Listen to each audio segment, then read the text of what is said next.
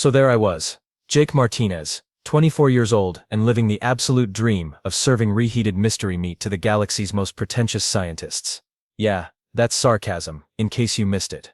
The Galactic Research Station Omega-7 might sound impressive, but let me tell you, when you're the guy behind the cafeteria counter asking do you want fries with that to someone who just discovered a new form of sentient bacteria, the glamour wears off pretty quick. My daily routine was about as exciting as watching paint dry in a vacuum. 6 a.m., clock in. 6:05, pretend to care about food safety regulations while microwaving yesterday's leftovers. 6:10 through 2 p.m., serve overpriced slop to people who think they're saving the universe by studying alien toe fungus. 2:05, clean up after said universe savers who apparently never learned to bust their own tables. Rinse, repeat, question all life choices. The pay was garbage, the hours were worse, and my boss Trevor had the personality of a constipated robot. But hey, at least I got to work in space, right? Wrong. The station orbited some backwater moon that looked like a moldy potato, and the only view from the cafeteria was of the waste disposal unit. Living the dream, folks. The scientists were the worst part though. They'd come in with their fancy lab coats and their "oh, I'm studying the mating rituals of crystalline entities" attitudes, order the cheapest thing on the menu, then complain that it didn't taste like whatever exotic cuisine they grew up with on their homeworld. Newsflash, doctor. Pretentious, it's processed protein paste. It's not supposed to taste like your grandmother's quiche. But Tuesday, October 15th, started different. I could tell, because instead of the usual morning briefing about maintaining proper hygiene standards or not contaminating the specimens, the PA system was going crazy with security alerts. Apparently they'd brought in some new alien yesterday, and the research team was all excited about it. Something about a rare predator species and unprecedented aggressive tendencies. Great, just what we needed. Another reason for the eggheads to act all self-important. While I served them lunch, I was restocking the French fry warmer when the first lockdown alarm went off. Standard procedure: stay calm, continue operations, pretend that whatever escaped from the labs wasn't going to eat us all. The cafeteria was supposed to be a safe zone anyway. Yeah, right, safe zone, that's what they told the guy who got slimed by that gelatinous blob 3 months ago. He's still picking purple goo out of his ears. Little did I know, my boring Tuesday was about to become the weirdest day of my life. The lockdown alarm was still blaring when she showed up. And by showed up I mean she literally dropped through a ceiling vent right into my French fry station like some kind of fuzzy ninja. Now when the research team said dangerous predator species, I was expecting something with claws and fangs and maybe a taste for human flesh. What I got was about 5 feet of what looked like a cross between a house cat and a supermodel, if supermodels had purple fur and ears that could swivel independently. She had these huge golden eyes that seemed way too intelligent for comfort, and yeah, okay, she did have claws. But she was also wearing what appeared to be a hospital gown that had seen better days. Her name, I'd later learn, was Zara. But at that moment, all I knew was that there was an alien girl crouched on my prep counter, looking around like she'd never seen a cafeteria before. Which, come to think of it, she probably hadn't. The smart thing would have been to hit the panic button. The really smart thing would have been to run screaming. But here's the thing about working minimum wage: you stop caring about smart things after the first month. So instead, I did what any reasonable food service worker would do when faced with an escaped alien specimen. I offered her French fries. "You hungry?" I asked, because apparently my survival instincts had taken a coffee break. "These are probably better than whatever they've been feeding you in the lab." Zara tilted her head, and those golden eyes focused on me with laser precision. For a second, I thought she might actually leap across the counter and turn me into a chew toy.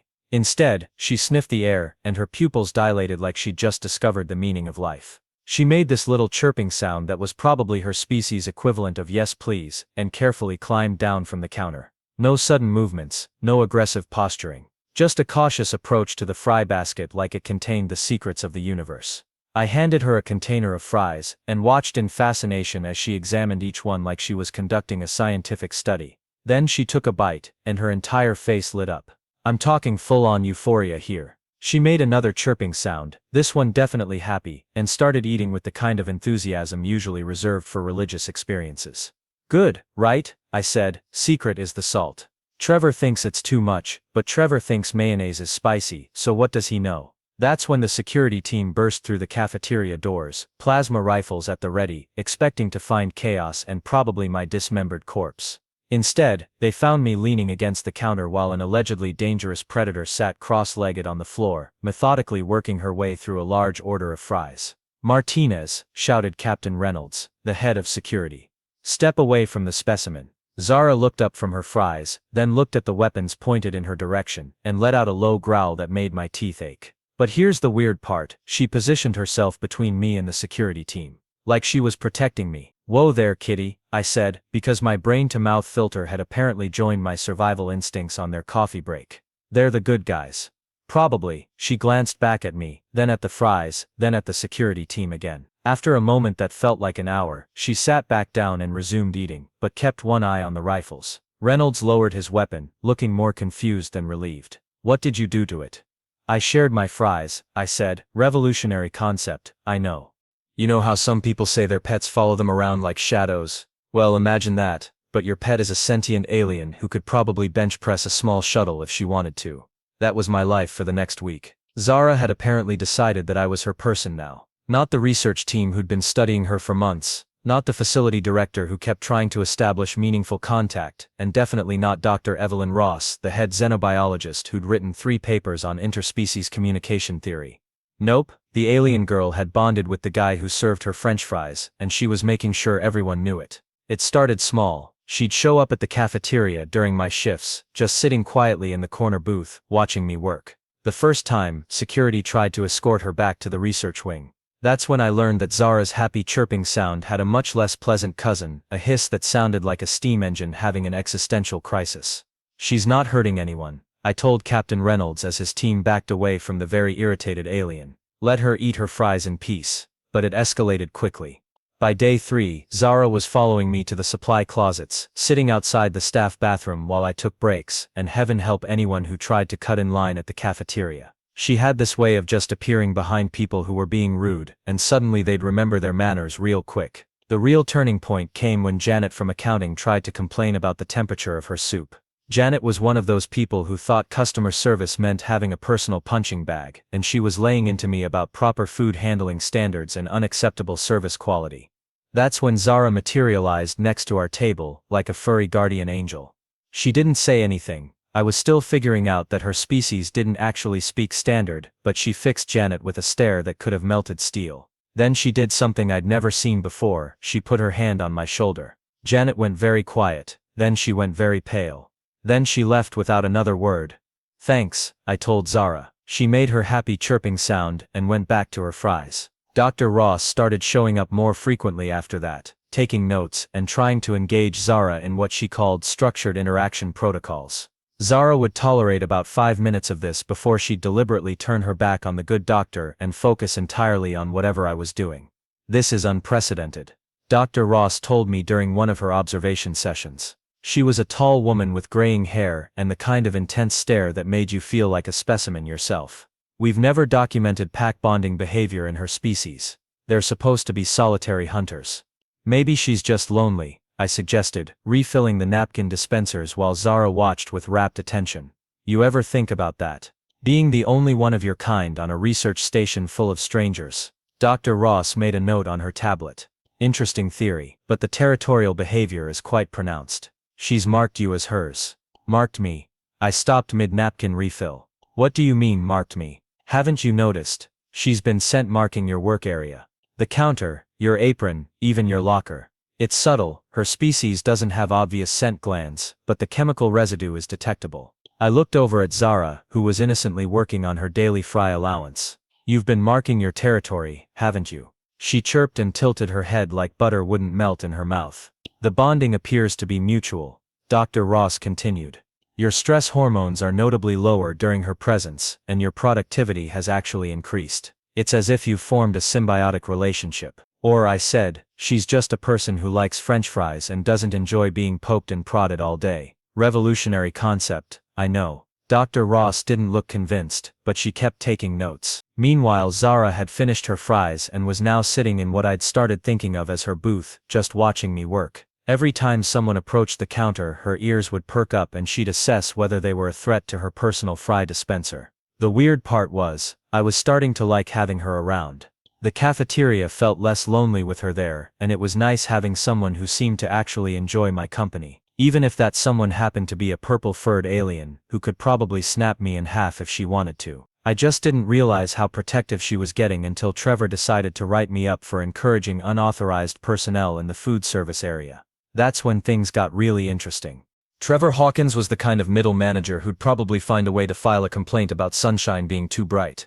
He had the personality of lukewarm oatmeal and the management style of a particularly vindictive bureaucrat. So when he called me into the weekly staff meeting to discuss my performance issues, I knew I was in for a treat. The meeting was in Conference Room B, which was basically a glorified closet with a table and too many chairs. Trevor had set up his little presentation about maintaining professional standards and appropriate workplace boundaries. Standard corporate nonsense designed to make everyone feel miserable. What Trevor hadn't counted on was Zara deciding that wherever I went she went too. "Martinez," Trevor said, not even looking up from his tablet as I walked into the room. "We need to discuss your recent violations of facility protocol. Specifically your continued encouragement of unauthorized personnel in the food service area." "You mean Zara?" I sat down in one of the uncomfortable plastic chairs. "She's not unauthorized. She lives here. She's a research specimen, not a pet," Trevor snapped. "And according to Dr. Ross's reports, you've been feeding her outside of established dietary parameters." That's when Zara walked in. I should mention that Zara had gotten really good at moving silently when she wanted to. 1 second the doorway was empty. The next second there was a 5-foot-tall alien standing there, taking in the scene with those unnervingly intelligent golden eyes. Trevor looked up from his tablet and went very still. "Why is it here?" "Her name is Zara," I said. "And she goes where she wants." Zara padded into the room and took up position next to my chair. Not sitting, just standing there like a furry bodyguard. Her ears were swiveled forward, focused entirely on Trevor, and I could see the muscles in her shoulders bunching slightly. She was reading the room and she didn't like what she was seeing. "This is exactly what I'm talking about," Trevor continued, though his voice had gone up an octave. "You've encouraged inappropriate attachment behavior. It's disruptive to facility operations." "How is it disruptive?" I asked. "She sits quietly, doesn't bother anyone, and actually makes the other staff feel safer. Customer complaints are down 30% since she started hanging around. Because she intimidates people. Because she has good judgment about who deserves intimidating." That's when Trevor made his first mistake. He stood up and pointed his finger at me. "Martinez, you're receiving a formal written warning for violation of facility protocols sections 12A through 12D, and if this behavior continues." Zara growled, not the little warning hiss she'd given the security team. This was a sound that seemed to come from somewhere deep in her chest, a low rumbling that made the coffee cups on the table vibrate. Trevor went pale and took a step back. "It's okay," I told Zara, reaching out to put a hand on her arm. "He's just doing his job." She looked down at me, then back at Trevor, and the growling stopped. But she didn't relax. If anything, she seemed more focused now, like she was calculating distances and reaction times. As I was saying, Trevor continued, though he was now very carefully not making any sudden movements, "This attachment behavior is problematic from a research perspective. Dr. Ross has requested that the specimen be relocated to a more controlled environment." "Relocated where?" I asked. "Research Wing C, isolated observation protocols." Zara's ears flattened against her head, and she made a sound I'd never heard before, a low whine that sounded almost like distress. She knew what we were talking about. Somehow, she understood. "That's not happening," I said. Trevor's eyebrows shot up. "Excuse me, you heard me. Zara's not going into isolation. She's not some lab rat you can shuffle around whenever it's convenient." "Martinez, you seem to be forgetting that you're a cafeteria worker, not a research director. You don't get to make decisions about specimen management." That's when Dr. Ross walked in, probably drawn by the tension radiating from the room like heat from a reactor core. She took one look at Zara's defensive posture and Trevor's obvious discomfort, and I could practically see her scientific brain kicking into overdrive. "Fascinating," she murmured, pulling out her ever-present tablet. "The protective response is even more pronounced than I documented. Look at her positioning. She's literally shielding Martinez from perceived threats." "Dr. Ross," Trevor said, apparently relieved to have backup. "Please explain to Martinez why his interference with research protocols is unacceptable." Dr. Ross studied Zara for a long moment. "Actually, Trevor, I think we need to reconsider our approach here. This bonding behavior is unprecedented. We could be looking at the first documented case of interspecies pack adoption in her taxonomic family." "Pack adoption?" I asked. "She's accepted you as her family unit," Dr. Ross explained. "In the wild, her species might form temporary partnerships during hunting season. But this level of attachment and territorial behavior suggests something much deeper. You're not just her friend, Martinez. As far as she's concerned, you're her pack. Zara made her happy chirping sound and leaned slightly against my chair. Which is exactly why Trevor interrupted. We need to separate them. This level of dependency is unhealthy for both parties. The growling started again, but this time it had an edge to it that made my teeth ache. Zara stepped forward, putting herself directly between Trevor and me, and her claws, which I'd only seen extended once before, slid out with a soft snick. Okay, I said quickly, standing up. Everyone just calm down. But Trevor, being Trevor, chose that moment to make his second mistake. He tried to assert his authority by stepping forward and raising his voice. This meeting is over. Martinez, you'll comply with facility directives, and the specimen will be relocated immediately. Zara exploded into motion. She didn't attack. I think some part of her knew that would make things worse for me, but she launched herself onto the conference table and let out a sound that was part roar, part scream, and entirely terrifying. Papers scattered, coffee cups flew, and Trevor fell backward over his chair in his haste to get away. Zara, no, I shouted. She stopped mid-snarl and looked back at me, her golden eyes wide and confused. For the first time since I'd known her, she looked scared. It's okay, I said softly. Nobody's going to hurt you. Nobody's going to separate us. Dr. Ross was typing frantically on her tablet.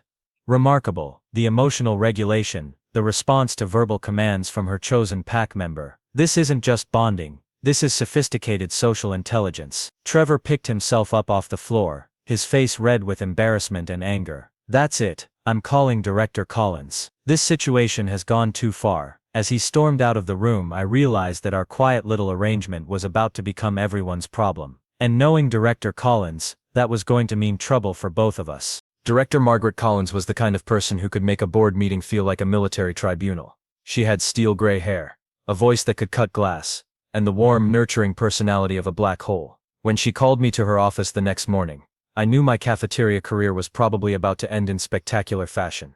What I didn't expect was to find half the research staff already there, along with Captain Reynolds and his security team. It looked like a war council, and I was pretty sure I knew who they were planning to declare war on. Mr. Martinez, Director Collins said without preamble. Sit down. I sat. Sarah, who had been following me around like a shadow since yesterday's incident, settled herself on the floor next to my chair. Several of the researchers shifted uncomfortably at her presence. We have a problem, Collins continued.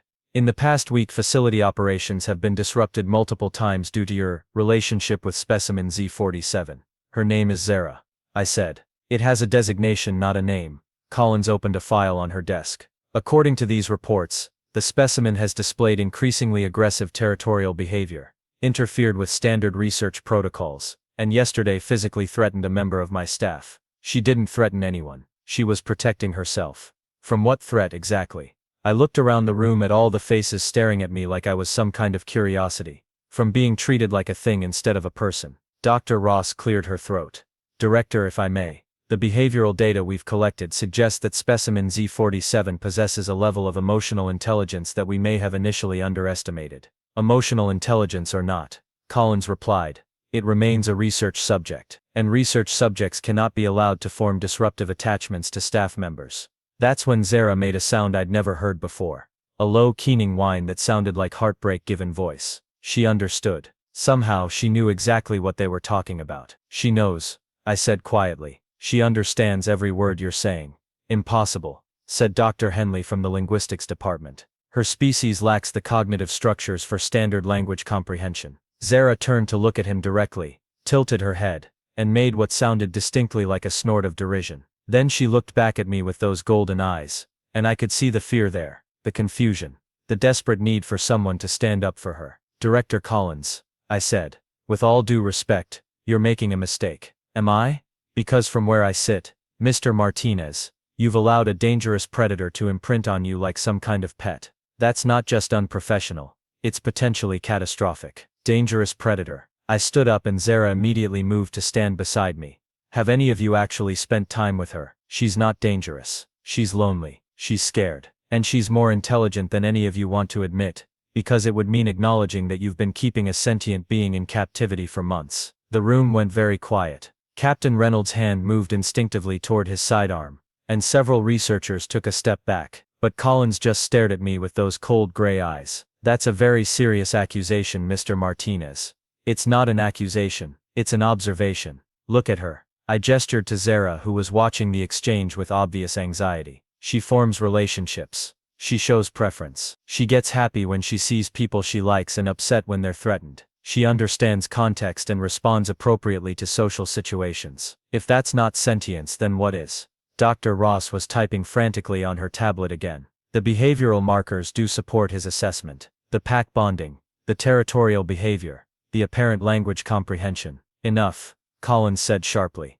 Regardless of its cognitive capabilities, specimen Z47 represents a significant security risk. It will be relocated to Research Wing C for isolated study, effective immediately. Zara's reaction was immediate and devastating. She let out a sound that was part scream, part sob, and threw herself against my legs like she was trying to anchor herself to me. Her whole body was shaking, and when I looked down I could see tears, actual tears, streaming down her face. No, I said. Absolutely not. Mr. Martinez, you don't have a choice in this matter. Yes, I do. I put my arms around Zara, who was now making soft, desperate whimpering sounds. I quit. Collins blinked. Excuse me. You heard me. I quit. And I'm taking Zara with me. You can't take facility property.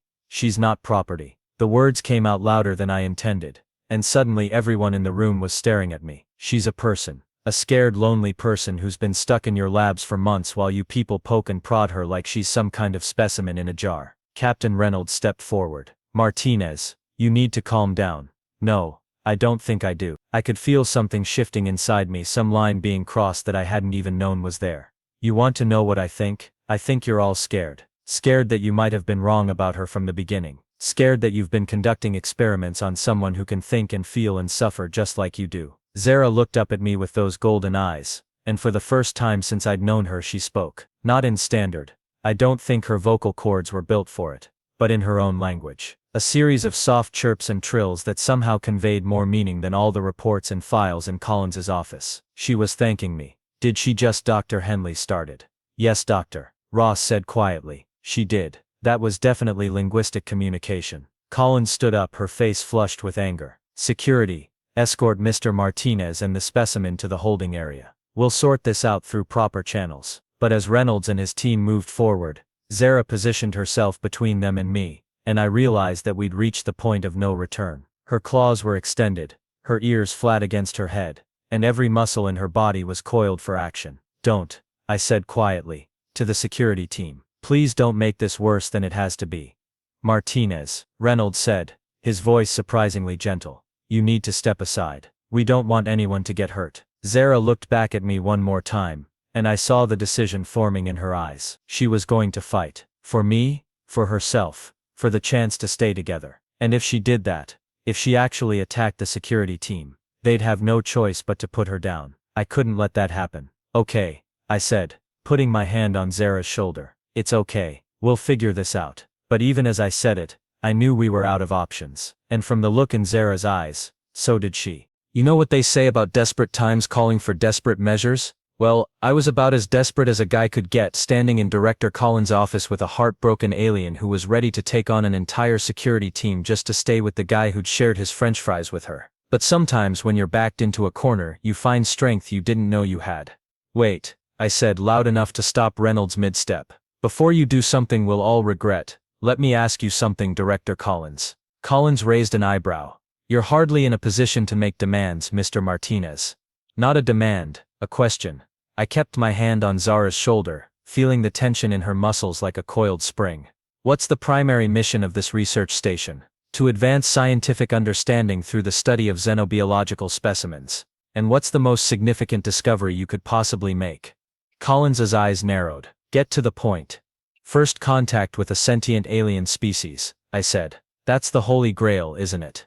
The discovery that would put this station on the map, make careers, change everything we know about life in the universe. Dr. Ross looked up from her tablet. What are you suggesting? I'm suggesting that you're about to throw away the greatest scientific opportunity in human history because you're too proud to admit you missed it the first time. The room went dead silent. Even Zara seemed to sense that something important was happening, because her defensive posture relaxed slightly. Zara isn't just intelligent, I continued. She's been trying to communicate with you for months. She understands standard, she responds to complex social situations, She forms emotional attachments, and she just spoke in her own language to thank me for defending her. If that's not first contact, then what is? Even if that were true, Collins said carefully, it doesn't change the fact that proper protocols, for what? For studying a lab specimen, or for establishing diplomatic relations with a new species. Dr. Henley stepped forward. You can't be serious. One individual doesn't represent an entire species. No, I agreed. But she represents the potential for understanding one. And right now you're about to traumatize the first member of her species who's ever shown interest in forming a relationship with humans. Zara looked up at me and made a soft chirping sound. Then, to everyone's surprise, she walked over to Dr. Ross and very gently touched her tablet. She looked at the screen, then back at Ross, and made another series of sounds that were clearly questioning. She wants to know what I'm writing, Dr. Ross said, her voice barely above a whisper. Zara nodded and pointed to herself, then to me, then made a gesture that encompassed the whole room. She was asking about us, about the situation, about what was going to happen. My God, Dr. Henley breathed. She's trying to participate in the discussion. That's when Collins made what I later realized was the smartest decision of her career. Instead of doubling down on protocol, she sat back down and really looked at Zara for the first time. All right, she said slowly. Let's say you're correct. Let's say we have been treating a sentient being as a research specimen. What exactly are you proposing? I'm proposing that you treat her like what she is, a person. Give her a choice about her living situation, about the research, about whether she wants to participate in your studies or not. And if she chooses to leave, I looked down at Zara, who was watching the exchange with obvious intelligence. Then she leaves. But I don't think she will. Collins frowned. Why not? Because she's curious. Look at her interactions with Dr. Ross, with the research equipment, with everything around her. She wants to learn about us as much as we want to learn about her. The difference is, she's been trying to do it respectfully. Zara walked back over to me and took my hand in both of hers. Then she turned to face Collins and the assembled researchers. She stood up straighter, squared her shoulders, and began to speak. Not in standard. Like I said, I don't think her vocal cords could handle it, but in her own language. It was clearly a speech, with pauses for emphasis and gestures for clarity. She pointed to herself, to me, to the research team, and to the station itself. Her tone was serious, dignified, and utterly convincing. When she finished, she looked directly at Collins and waited. What did she say? Collins asked. I don't know, I admitted. But I think she just introduced herself properly. Dr. Ross was practically vibrating with excitement. This changes everything. True xenolinguistic communication, diplomatic protocol establishment, cognitive assessment frameworks, will need to completely restructure our approach. Which brings us back to the practical question, Collins said. What exactly are you proposing, Mr. Martinez? I took a deep breath. Make me her cultural liaison, someone who can help bridge the gap between her needs and your research goals. Let her have a say in the studies she participates in. Give her real living quarters instead of a lab cell, and for the love of all that's holy, let her eat French fries whenever she wants. Zara chirped happily at that last part. Collins was quiet for a long moment, weighing options that would affect not just the station, but potentially the future of human-alien relations. Finally she nodded. Dr. Ross, I want a full psychological and cognitive assessment within the week. Captain Reynolds, we'll need new security protocols for a sentient non-human resident. And Mr. Martinez, she paused. I hope you understand the responsibility you're taking on.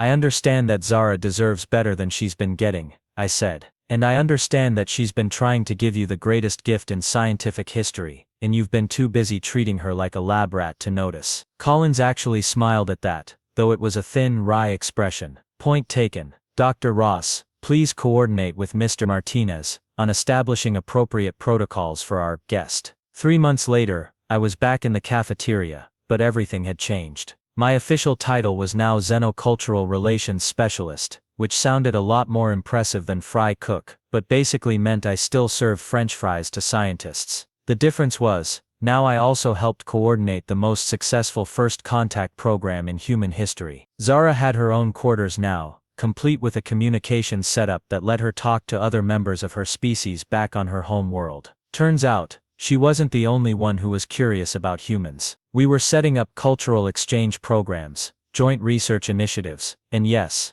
introducing an entire alien civilization to the wonder that is deep-fried potato products. But some things hadn't changed. Zara still showed up to the cafeteria every day during my shift. She still sat in her favorite booth, still watched me work with those intelligent golden eyes, and heaven help anyone who tried to cut in line or give me attitude about the food. The difference was, now when she growled at rude customers, it was official diplomatic protocol. You know, I said to her one afternoon as she worked her way through her daily fry allowance, I never did thank you. She tilted her head in that curious way she had, and made a questioning chirp.